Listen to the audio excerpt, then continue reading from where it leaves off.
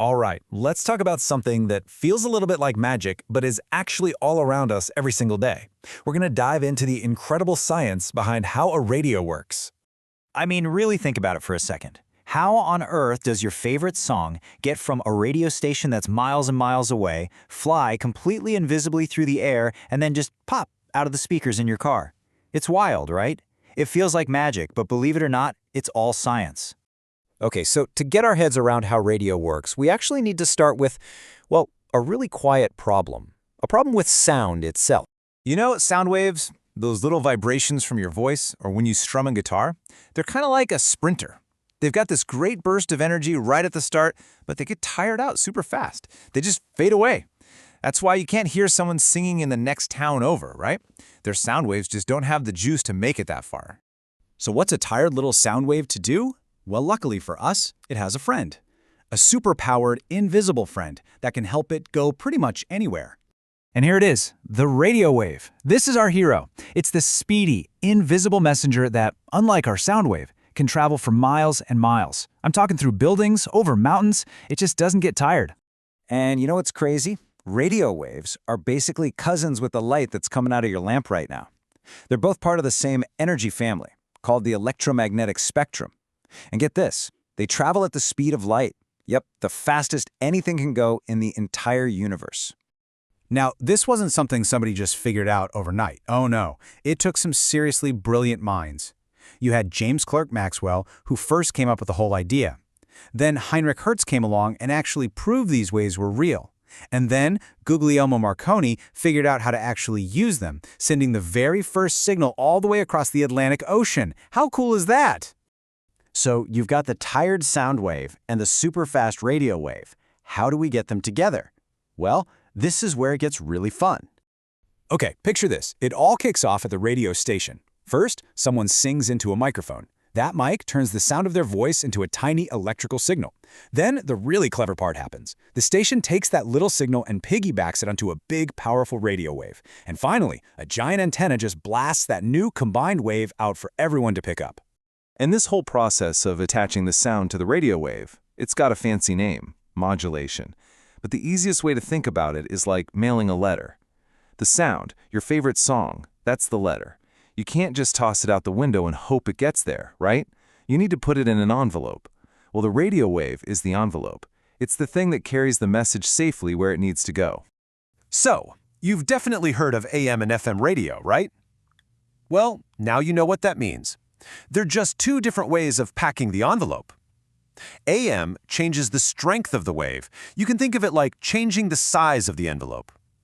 FM, on the other hand, changes the speed or the frequency of the wave, kind of like changing the pattern on the envelope. And that different way of packing the message is actually why FM radio usually sounds so much clearer. And listen to this, because this is so cool. Radio waves aren't just some abstract idea. They're a real physical thing. In fact, you can even make one yourself. If you take a 9-volt battery and just tap a coin across the two little bumps on top, while you're near an AM radio, you'll hear a crackle. That crackle is a radio signal. A tiny one, sure, but you just made it.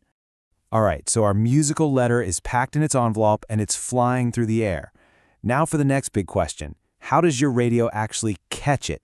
Because here's the thing. Your radio's antenna is swimming in a massive sea of invisible waves all the time. I mean, everything is hitting it at once. You've got the rock station, the pop station, police radios, your neighbor's Wi-Fi signal. It is a seriously crowded, chaotic party out there. So how in the world does your radio pick out that one pop station from all that noise? Well, it's got a secret weapon called a tuner. And the tuner is like a super picky gatekeeper at a club. When you turn that dial to, say, 98.7, you're giving the gatekeeper the secret password. It now knows to only let in waves that are vibrating at exactly 98.7 and to slam the door on everybody else. You know that shh sound you get when you're turning the dial and you're in between stations? That's what that is. That's the sound of your radio's tuner, the little gatekeeper, searching around, trying to find a clear signal to lock onto.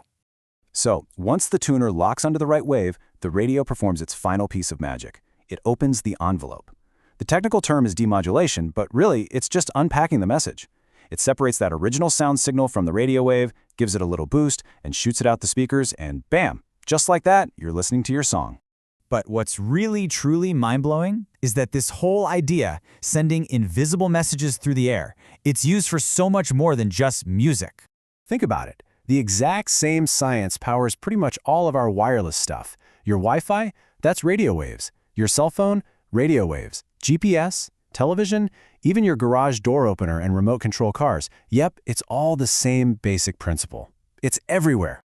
So there you have it. You basically have radio superpowers now. You understand the secrets of this invisible world all around us. So let's just do a super quick recap of everything we've learned. Okay, so number 1, sound waves get tired easily, but radio waves are super fast heroes that travel at the speed of light. 2, radio stations pack the sound onto those radio waves using something called modulation, either AM or FM. 3, your radio's antenna is getting hit with tons of waves, but the tuner acts like a gatekeeper, picking only the one you want. 4, the radio then unpacks that sound message and plays it through the speakers. And finally, number 5, this same amazing science is what powers Wi-Fi, cell phones, GPS, pretty much our whole modern world. So, now you know the secret.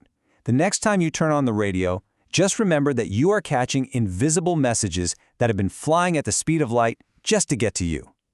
It kind of makes you wonder, right? If you could send any message out into the world on your own radio wave, what would you say? Something to think about. Thanks for tuning in.